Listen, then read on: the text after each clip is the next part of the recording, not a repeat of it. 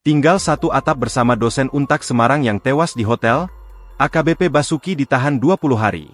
Bidang Profesi dan Pengamanan, Bid Propam, Polda Jawa Tengah menahan Ajun Komisaris Besar Polisi, AKBP, Basuki selama 20 hari. Penempatan khusus, Patsus, ini dilakukan selepas Basuki terbukti melakukan pelanggaran kode etik berupa tinggal satu atap bersama seorang perempuan berinisial DLL, tanpa hubungan ikatan perkawinan yang sah.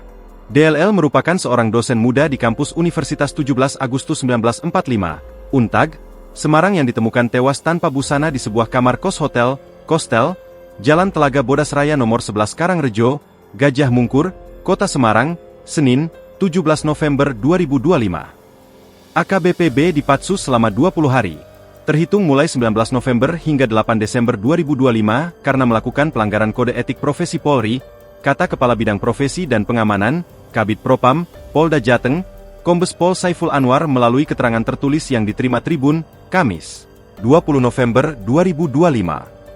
Sanksi yang dijatuhkan kepada AKBP Basuki selepas penyidik Propam melakukan gelar perkara yang dikomandu Kepala Subbidang Pembinaan Etika Profesi, Kasubid Wapprov, Bid Propam Polda Jateng AKBP Hendri Ibnu Indarto, pada Rabu, 19 November 2025.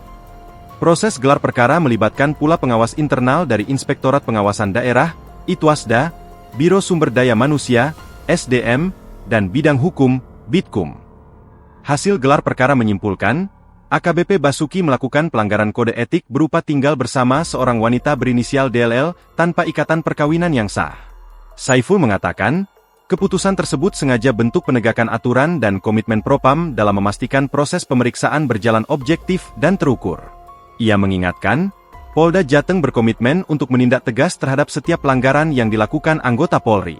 Penindakan dilakukan tanpa pengecualian. Download Tribun X sekarang, menghadirkan lokal menjadi Indonesia.